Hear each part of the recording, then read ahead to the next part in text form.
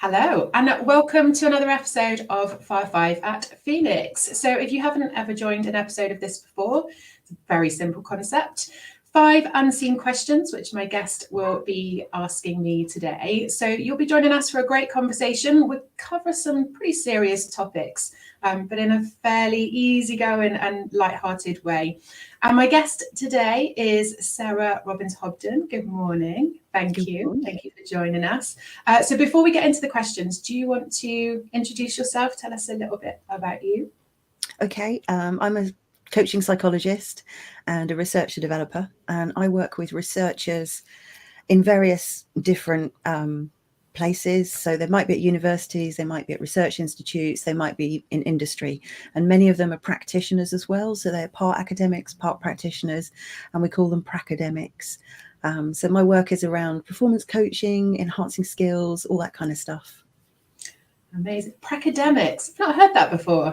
Yeah, it's a good one, isn't it? Good one. It is a good one. So for context for people watching and listening in, we first met back in, I think, 2014, there or thereabouts, where we were on the same Train the Trainer self-development course, and we've kept in touch since then and sort of have that peer coaching relationship, but good friendship that's developed along the way too. So I'm intrigued as to what questions you have today. The topic is on reflection and review.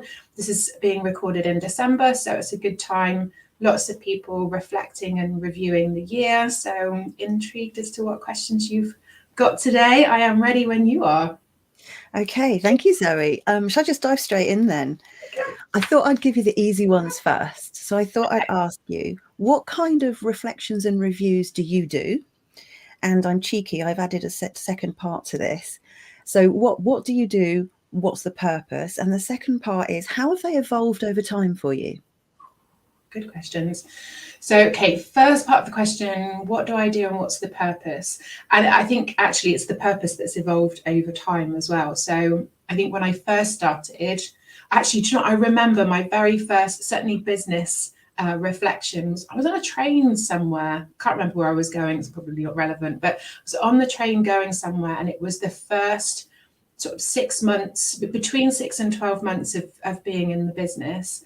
And I remember sitting on the train and writing out all of the work that I had done to date, people that I'd worked with, whether that was organizations or individuals.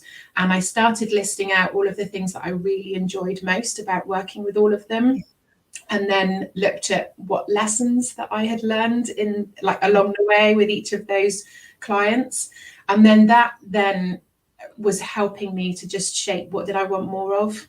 Because, being, self-employed as well, is that it's difficult sometimes, isn't it, to find the balance of work opportunities that come in and what is it that you're looking for, but also what is it that you need to keep a successful business thriving. So for me, it was important, especially in the first 12 months, to look at taking as many opportunities as possible, but then starting to refine what it was that I wanted more of. So I think the purpose in the early days was very much that of, where are the opportunities coming from?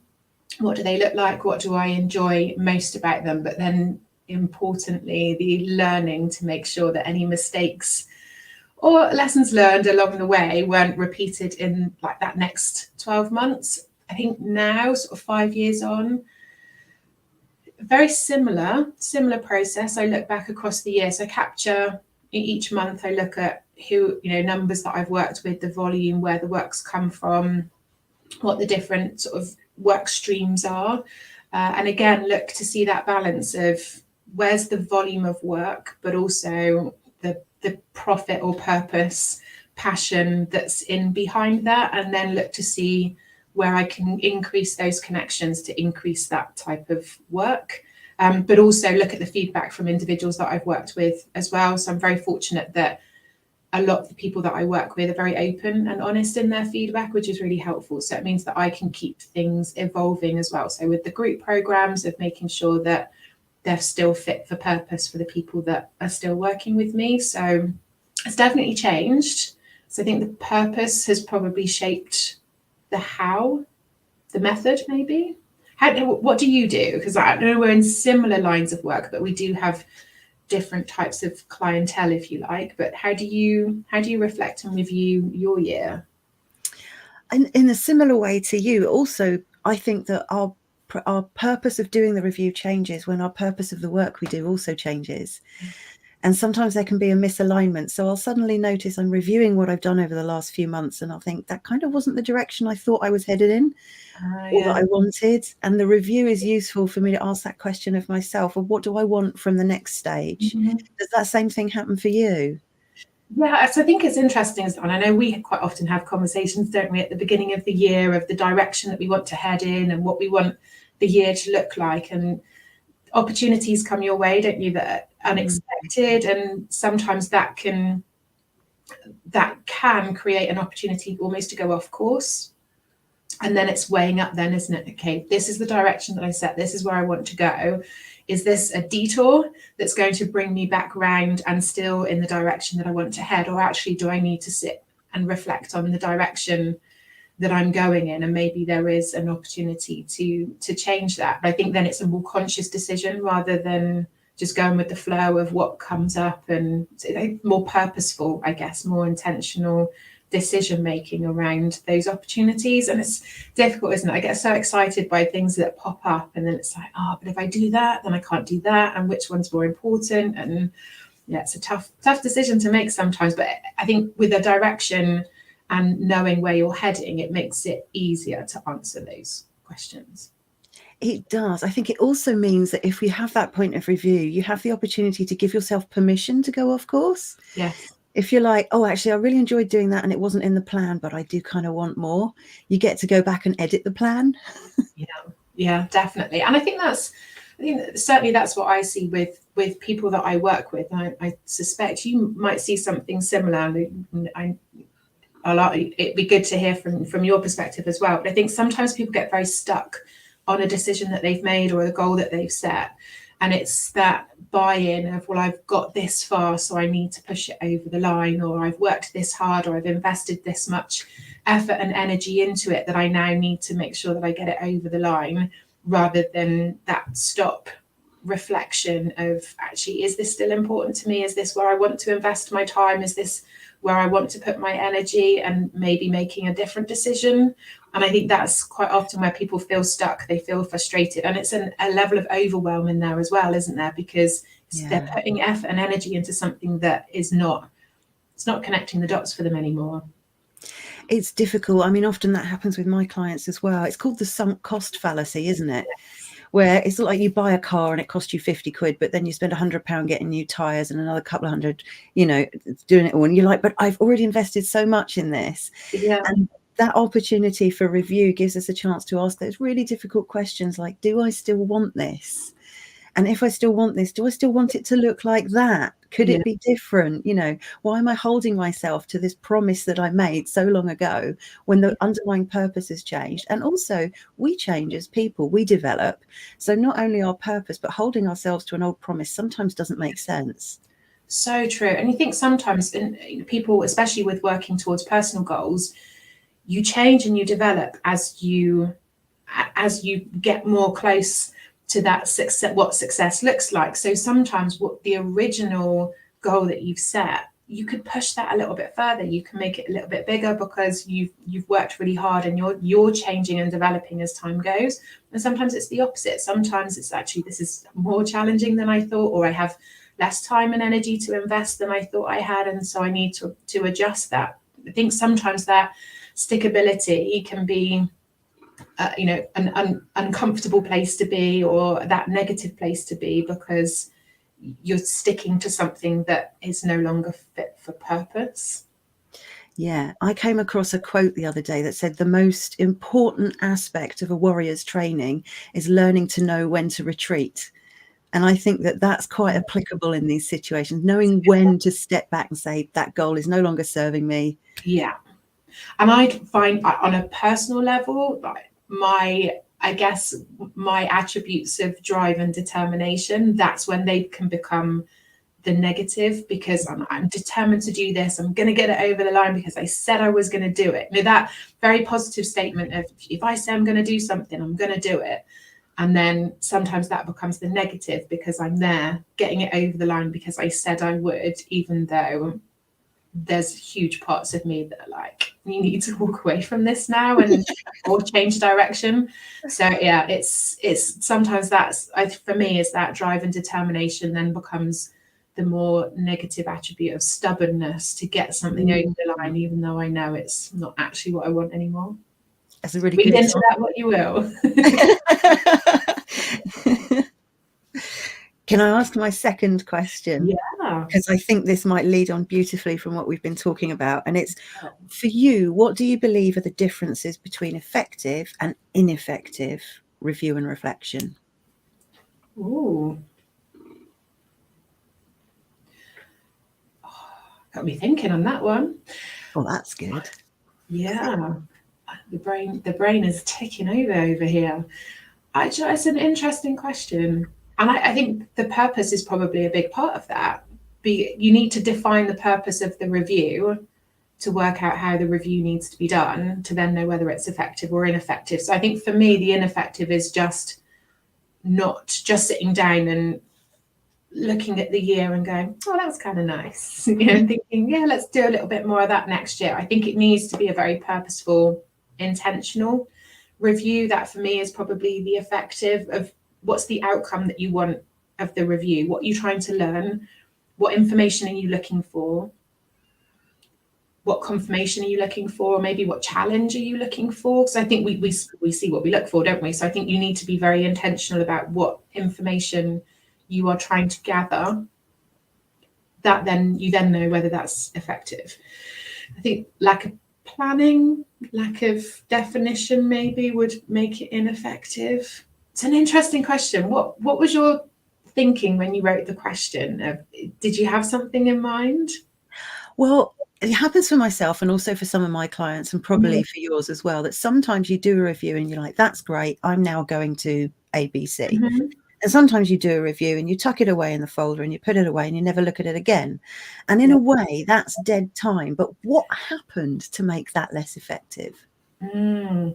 That's so true, isn't it? It's that next step, isn't it? What do you do now? You know what you know. What do you now do with that information? Because that's what makes the review effective, isn't it? It's the lessons learned and best practice and what you do next. And I'm going back into my old world of business change, and how often do we see companies do that? They do a big review and they do lots of looking into the best practice and the lessons learned, and then it gets filed away or people change positions and it then doesn't go anywhere. The actions aren't taken. So I think the actions, which is the bit that's effective? Or is it linking up the two of a good quality review, of knowing what it is that you're looking for, knowing what information that you want to gather, and then what you then do with that information in those next steps?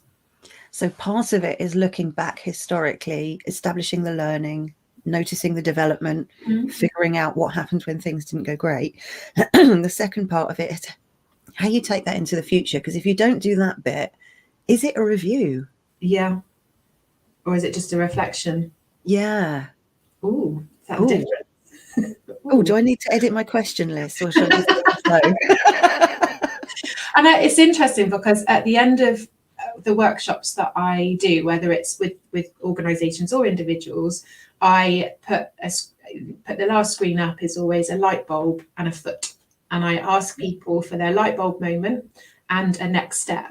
Because the important thing for me in any workshop or any learning environment, and in a coaching environment as well, is what have you learned today? So what's resonated with you? What learning are you taking away? But then what are you going to do with that? What's your next step? Now you know what you know. What could you do differently that might bring a different outcome? Because that's what I want people to take away when they're leaving the workshop is, oh, okay, this was, just that one snippet. And quite often that's all it is just that little light bulb that goes off that starts that inner dialogue of, oh, I could do this, or maybe I could do that. And then having that next step to take away. So when people leave the workshop, they're thinking about what they can go and do differently and put that into place. So I guess a similar process with a more structured review of actually, what have I learned and what will I now do differently? Or maybe now, what will I now do the same? Or what will I stop doing? Yes. That's what I need to do more of. I'm very good at doing more, not so good at doing less. It's a good challenge. So in this Venn diagram, we've got on the one hand the review, and then on the other hand, we've got the planning and action. And there is an overlap. There is a blurry bit that is both, isn't there? Yeah. Yeah. There is. Leading beautifully into my next question. Which I haven't seen, by the way. This is pure chance. It is actually, because I haven't numbered the questions. I'm picking them as the topics come through. Nice.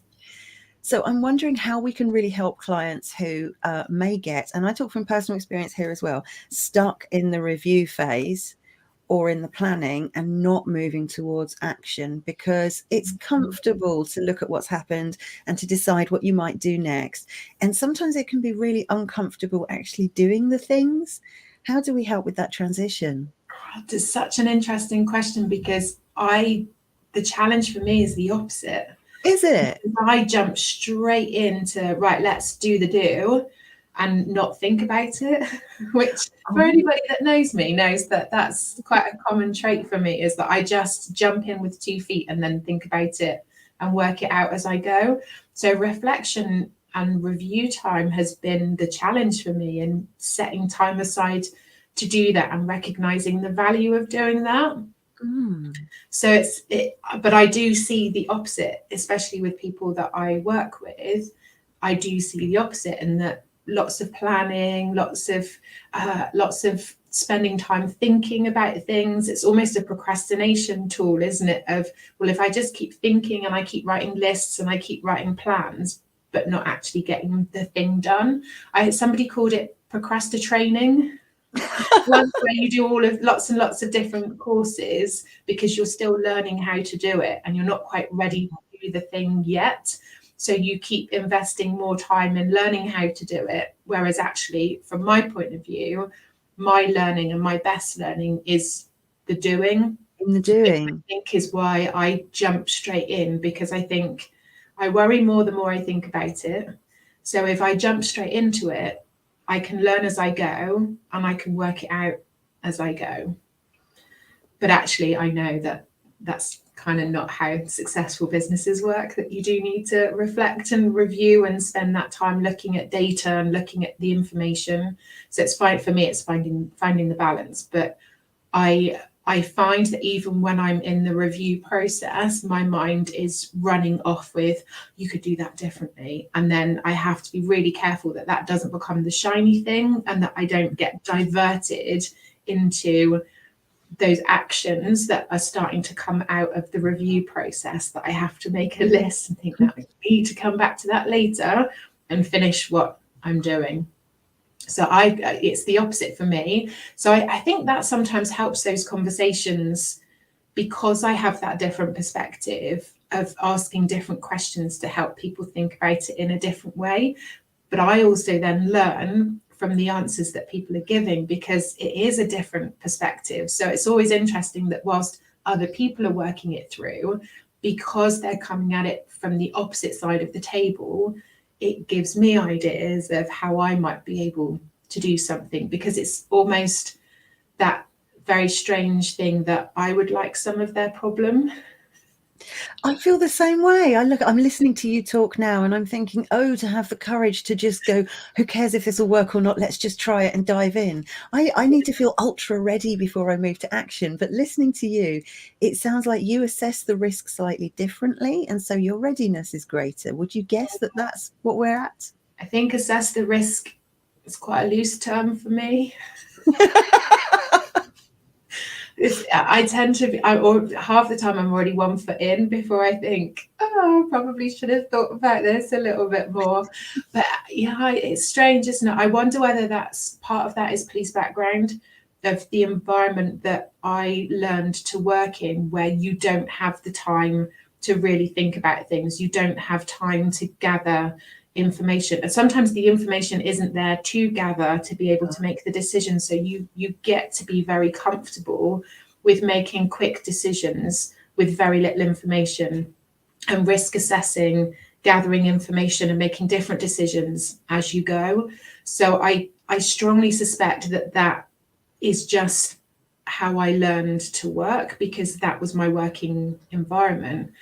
When I came out of that environment and into running a business, I knew that that had to change, because you can't run a business in that way, not fully. I think there are benefits to doing that, but I think I had to learn to slow it down and to spend more time reflecting, to spend more time looking at that review process, to be able to keep shaping and keep evolving. So I've had to learn to do it both ways. I know which one I'm more comfortable with, but I also recognize that that's not always the best possible solution. Sometimes it does need to slow down to be able to make things work more effectively.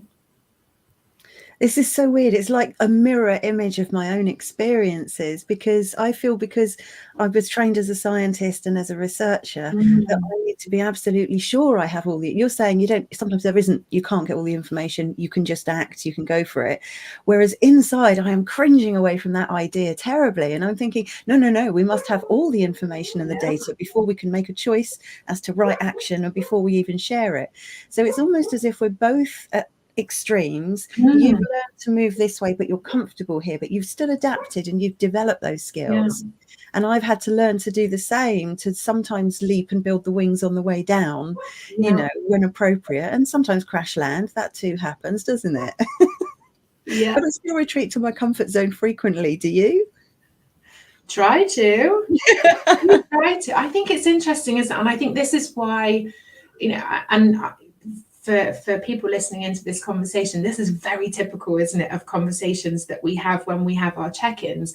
And I think because we are polar opposites in some of the ways that we approach things, it's meant that we've worked so well together, because we offer that completely different perspective. And I think it's there's a lot of value in spending time with people who think differently, who have different experiences, because it challenges the way that you think. And, you know, like you were saying a minute ago about having that courage to step in, you know, for me, it's a courage to slow down, because for me, there's a fear of missing out, or a fear of, you know, especially in the police world, if you don't take action, there's a lot that could happen if you don't do something. And although do nothing is an acceptable decision, you have to think and make those decisions very quickly and regularly. So I think it's good for me to come out of that comfort zone, even though it's not, for a lot of people, that's not a comfortable place to be. For me, that it's familiar. I guess comfortable is not always a good word to describe it. It's certainly familiar.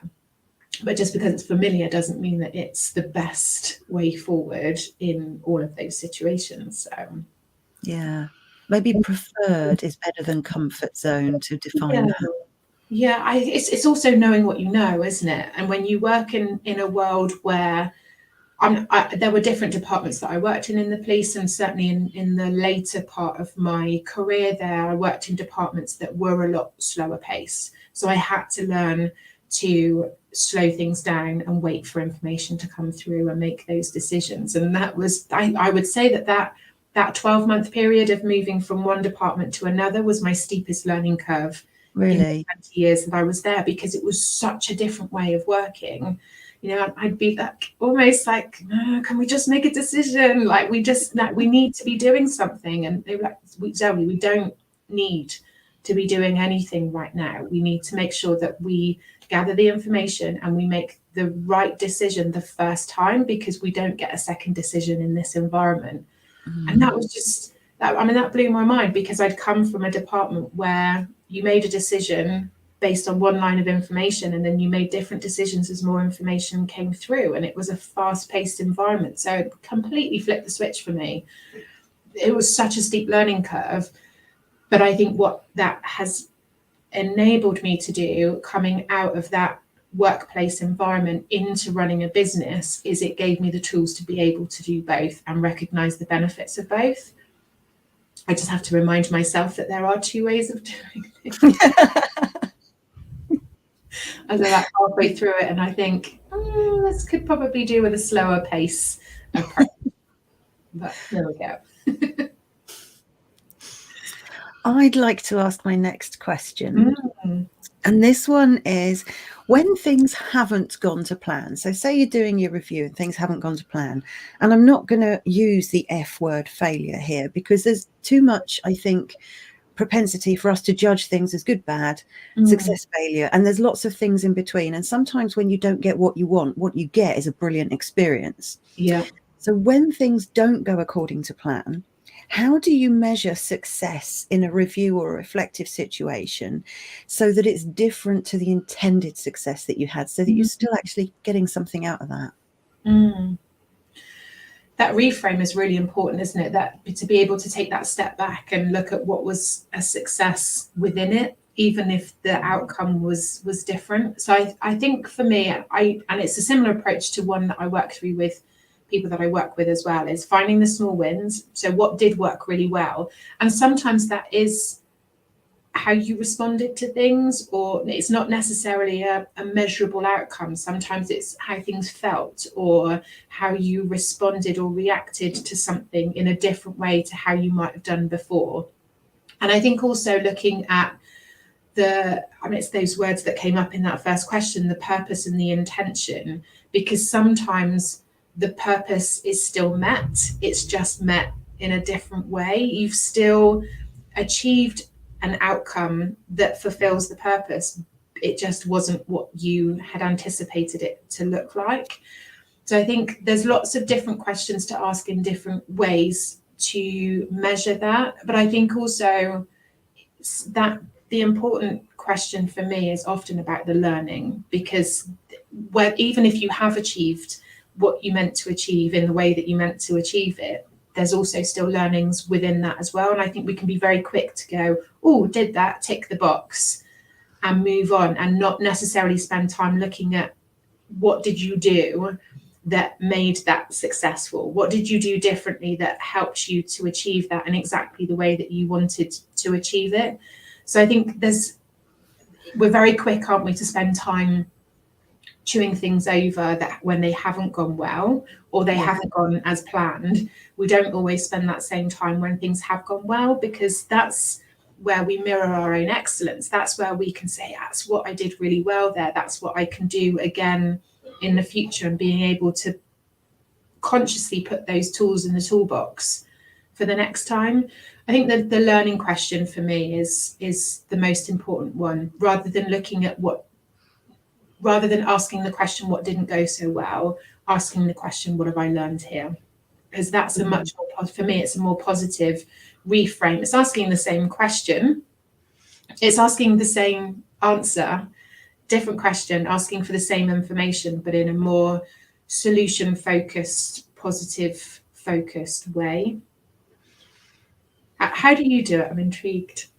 Similarly to you, because what you've described is what I would say as a process focus rather than an outcome focus. Yeah. And you're absolutely right when you said there that it's not just when things go wrong we need to look at that. It's also when things go right, because like you say, there's a tendency to take the cake and go great and not review the baking process. And I think that if we're process focused, if we ask, did I make that choice with the best intention? Did I put the right people and purpose at the center of that choice? And did I do the best I could given the difficult circumstances?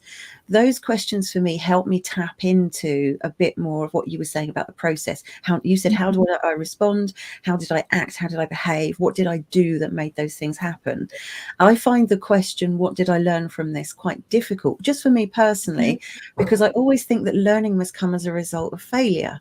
So I ask myself those slightly different questions, like, did I do my best in this instance? Did I put the people at the center of it? And then try and not ignore the outcome, but just think that wasn't why we did this. Yeah. Because the purpose isn't the outcome. The purpose is to develop something either that's useful for people or to help people get to a certain stage. And you also said as well, I think is really important, that the outcome might not look like you'd planned, but it still might fulfill your purpose. And by focusing on the process, you can figure out if that might be a fluke or something you could repeat if you wanted to. So true. And I'm really intrigued as to that again, that difference between the sort of that police emergency services type approach to reviewing those decisions to the more scientific approach of reviewing, and whether or not they're very similar. Because certainly with the police, when they look at reviewing things that have happened, they'll look at the decision making process and they'll ask questions. And certainly people will document, what do they know at that time? What options are available to them at that time, knowing what they know? And out of the possible outcomes, what are the different consequences or potential consequences of those different decisions? And then which decision have they made based on which evidence or information that's available to them? So it's documented at certain points, but they'll document what they know at that time, because it's very easy, isn't it, when we look back on things to see the whole picture, but when we're in it and we're making those decisions, we're not looking at the big picture. We can remind ourselves to take a step back to see as much as we can see at that time, but it's not the same as looking back on things in December for a decision that was made in March. I know a whole lot more now than I knew in March. So it's very difficult, isn't it, to go back and reflect and review decisions that you've made. Now you know more. It is that benefit of hindsight, but also we're not the same person looking at things in the same way. That there's the quote, isn't there?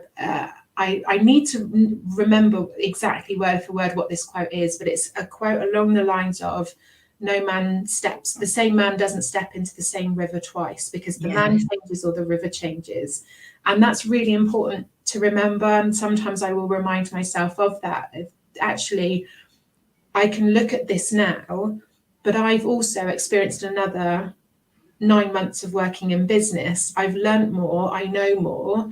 If I were to travel back in time as me now to make that decision, the chances are I might make a different decision again, because I know more now. I've evolved throughout that process. So I think it is important to reflect on the decisions that you've made. You have to remind yourself that, what did you know at that time?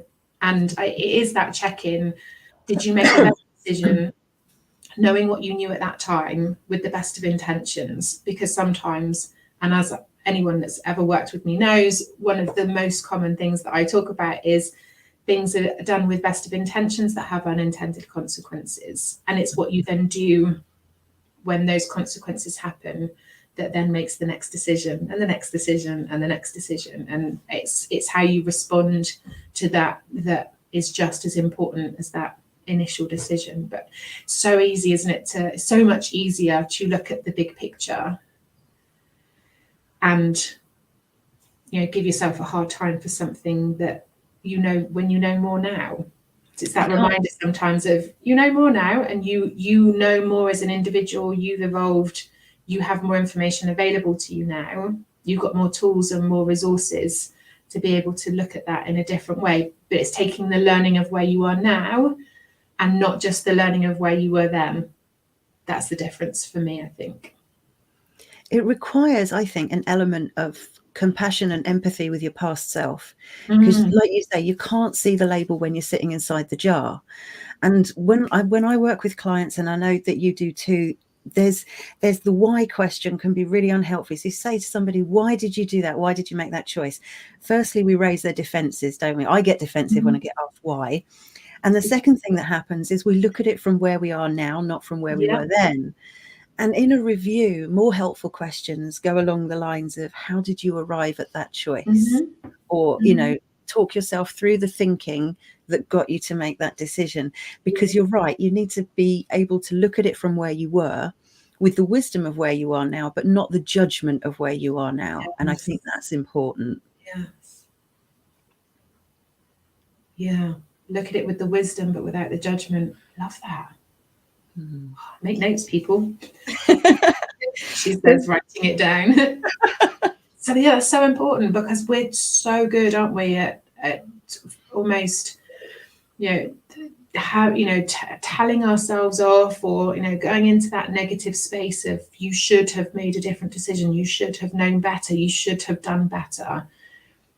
that's not the learning, is it? That's not, you need to walk yourself back through the process that you went through to arrive there before, and then look at it with the wisdom of where you are now. I love that. I will briefly answer the question that you asked at the beginning of that. You said, oh, it's like this in the police force, and we analyse the decision-making structure, Yes. risk and the outcomes. And I would say for researchers, it's probably a very similar process, but the startling difference to me is the speed at which we each go through that process. You talk of it as if it's like, whew, done. Whereas I'd be like, let's take 2 years to analyse this, and then we'll have a meeting and talk about it. In fairness, certainly with the police, when they get to the review process and sort of major case reviews, they are lengthy processes with multiple agencies involved. So anybody that is involved in that decision-making process as part of that becomes part of that review as well. So it's lots of people around the table looking at different decision points and who was involved, who could have been involved, who needs to be involved the next time something similar happens. So there's a lot of learning to take from those. So although the original decisions are made in a very fast-paced environment, those sort of bigger case reviews are sort of multi-agency and very, very slow and methodical. But I suspect that is because they bring researchers in with that process. I know that that's something that they use multiple agencies for, and I'm pretty sure that they have, an expert consultant with that researcher background to come in to help them to slow that down and use methodology rather than a faster pace, perhaps not such an effective review. So another example of bringing cognitive differences together to work collaboratively as a team means it's better. It works better. Yeah. I love that. Yeah. I have one more question for you. Okay. And I've scribbled out lots of words in this question and then rewritten them. And I'm just going to try and fly with it because I found it really hard to articulate on paper, but maybe I'll do better when I talk. So I haven't always found it easy to do reflective practice, to ask those questions, to sit and so on. Having a preference for experiential learning myself. So I like to experience something, but I like to experience it in safety. So I wouldn't say I like to actively learn things. But nevertheless, I found that reflective practice and picking up the way of doing it that worked for me took a very long time. And I was quite resistant to it at the beginning. I found it boring, unhelpful, and I found it like a game of question and answer tennis. What went well? This went well. What went less well? That went less well. And I'm like, really, must we do this? I sometimes work with clients who also don't have highly developed skills for reflecting and who perhaps don't want to reflect so much. So I guess my question is, how can we help those people who feel less comfortable doing it without saying that they must do it, but finding a way for them in which it still serves their purpose, but may not look like the same way we do it or other people do? That's a good question, because I think I am one of those people. Oh, do you? So I do. I definitely understand the value of it. I definitely understand the purpose of it. But it is something that I have to remind myself of the purpose and the value before I sit down to do it. Otherwise, it is very easy for me to kind of put that further down the to-do list.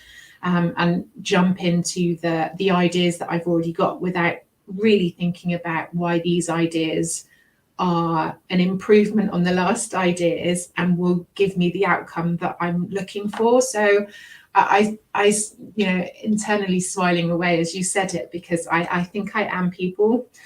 I am that person. So I think it's always an interesting conversation. And I think that's the benefit of coaching, isn't it? Is that you step out of your own space and your own ways of doing things to help the person sitting in front of you to ask those questions, to help them to reflect and think about things in a different way. I think from a coach to client perspective, it's looking at what is the outcome, what is it they're trying to achieve. So again, that purpose. And if you can work from the purpose to find out what are they comfortable with, what are they thinking their options are, which of those are more preferable to them and why, then you can start to explore perhaps methodologies that they are more comfortable with, or are more in line with their preferences of how to approach things and how to think things through. I think the important thing is helping them to understand the purpose of it, because if I think of it from my perspective, if I can understand why I'm doing this and what the value is in doing this, it's much easier for me to get on board and think, okay, right, I'm doing this for a reason. It is an investment of my time, but I'm going to get something out of it that's going to help me in that next stage. So although I want to jump straight to the action and I want to jump straight to the, well, what am I doing next? What am I doing differently? Spending that time reflecting and reviewing will help make those next steps easier. So I guess, it's different for different people, isn't it? I know for me, it would be, I need to understand the value and the purpose to get on board with the process. The process really could, it could be very different for different people, couldn't it? I think it's just about understanding what have they done in the past? Where have they done something like this before that was a method or a process that they found useful? Where have they done something similar in the past? What have they seen other people do that they've liked the look of, or that they think that might be a way that works forward for them? And then it's almost that tweak then, isn't it, of the trial and error of working out a way that works for you. I think, but things do change and evolve year on year, don't they? Because we learn more and we do things differently, and the business or the goal might change, that you need a different process to the one that you've had before for a different goal. So I think there's so many options out there, isn't there? I think that's the key message, is that this doesn't need to be a one process for everybody. You can find a way that works for you. And I know some people who, they will look at the data, but actually most of the reflection and review is going on a very long walk and having a really good think about things. Yes. And it's not post-it notes and brown paper, and it's not data charts and graphs and pie charts, and it's not a numbers game. It's more a thinking space and thinking things through. So yeah, it's very different. It's the value, because there's two kinds of thinking, isn't there? There's focused thought, which is, this is puzzle solving, this is answering questions. Yeah. Then there's diffuse thought, which is I'm having a shower and go, oh, that's what I should do about that problem, right? Or like you say, you're out on a walk, or it's always when you've got no way of capturing the solution, isn't it? So you have to keep it in your head till you get home. And I think the balance between those two modes of thought can help release the pressure that we sometimes put on ourselves to do the review when we're sitting and looking at the questions we've created for ourselves, or the process that we're doing, and we feel kind of stuck, and maybe we're doing it because we've said we'd do it. So we circle back to question one of this conversation. It's sometimes really useful to say, well, the solution might not come out of these post-it notes. The solution might come out of here, but where do I need to be, and what do I need to be doing to give it a chance to come out? Yeah, and most of mine come to me quite often on a cliff top between Exmouth and Budleigh Salterton. That's where most of mine come up, because I spend the time looking at the information, but then I know that actually a good stomp across the coastal path is a good way to give that thinking time to connect the dots and come through. So I've got some very random notes that have been recorded in my phone, I am that person that just stops dead in the middle because I've had a thought and I need to capture it. It's like that domino effect of people getting stuck behind me because I've just stopped randomly because I need to capture something. So sorry about that, people, but you've got to write these things down when they come to you, don't you? But that for me is, I need that thinking time, and actually for me it's not a structured thinking time. It's giving myself space to have that thinking time and be able to let things percolate and breathe a little bit and not rush into the doing. So having some space in the diary where I don't have clients and where I can go somewhere different, to be able to just let things slow down a little bit, because I do have that tendency to work at such a fast pace that actually I have to create an environment that slows me down. But it doesn't, none of this has to be a structured way or a process. There's benefits to it, but you've got to make it work for you, haven't you? Mm. Yeah, definitely. I think it's really important. I also think we have something in common here, because you use those moments of blocking the coastal path at Exmouth for other walkers by capturing your thoughts. I use my walking the dogs moments, but you use them to slow down the move into action and to complete the review. I use them to consider how I can turn my reviews into action. So it's almost as if maybe that space, that thinking space, provides an element of help with the transitions. Yeah. I hadn't thought about it that way before. Yeah, that's really interesting. It's really interesting. I think thinking space is really important, isn't it? And I think that I notice that in the way the world works at the moment, there's not a lot of time for a lot of people to have that thinking space. And I think that's one thing that we're very fortunate as self-employed people, you know, running your own business, that you get to create your timeline, you get to create your schedule and create that space. And I think that's definitely something that I pick up on, is that everything's just so fast at the moment, isn't it? Everything is full. There's this need to be busy, there's this need to fill every space and be doing something, and there's a guilt attached to just sitting or just doing something for yourself or going for a walk. And you know, walks have become about getting 10,000 steps in, not just going for a walk.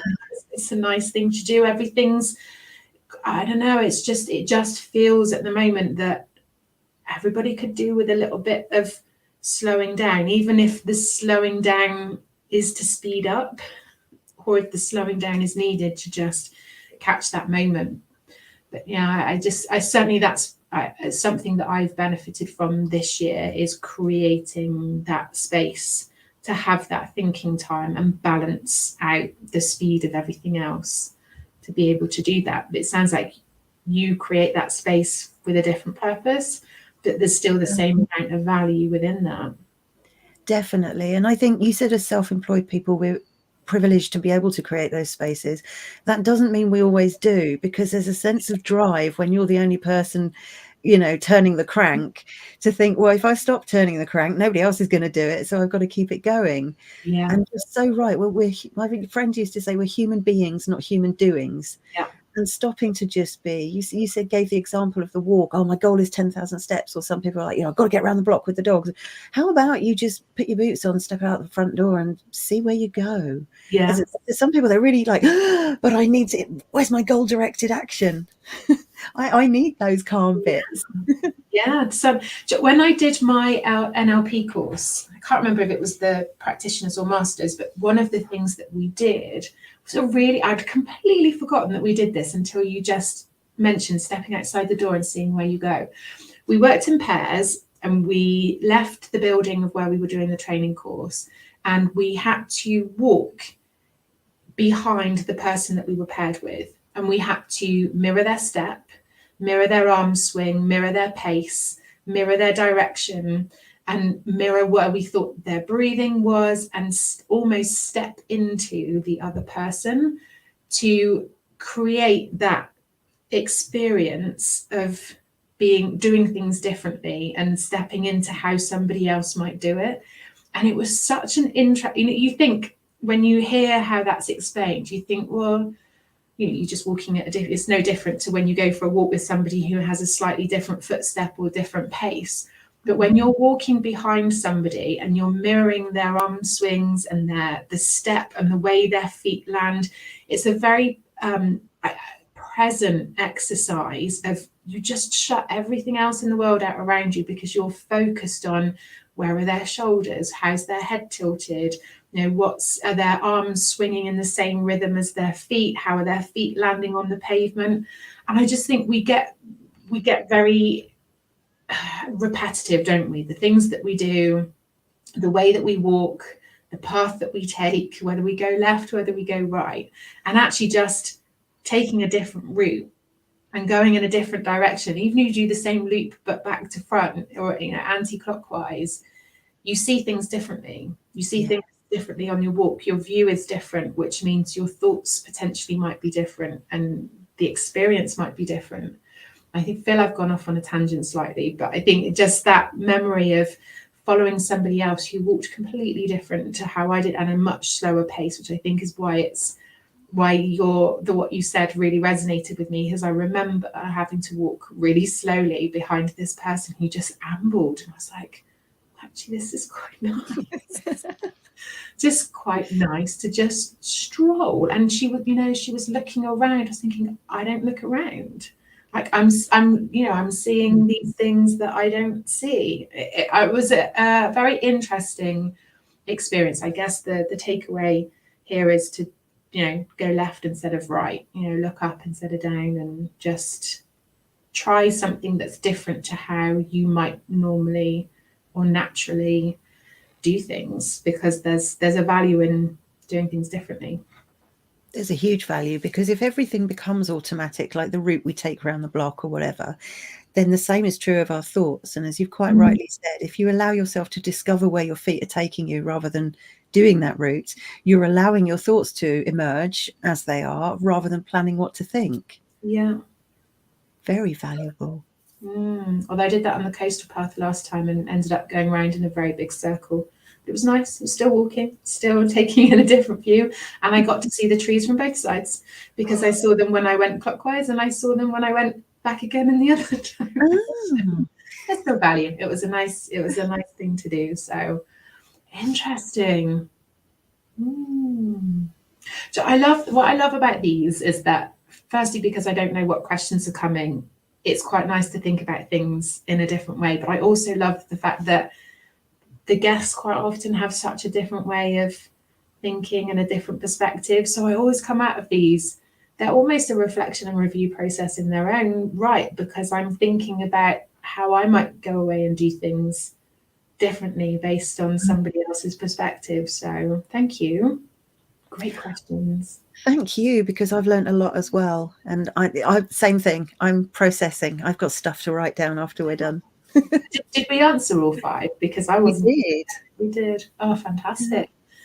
Oh, thank you very much for your time today. We will put your details in so that people can find you. So we'll put the link into your website so people can come and find more about you and more about what you do. And if there are any questions, feel free to put them in the comments, dependent on where you're watching or listening back, or pop an email through and we'll answer them. But thank you very much for your time today. Thank you for having me. This has been lovely. It was a great, lots and lots of value in there. And we will be back with another guest, another topic, and more questions very soon.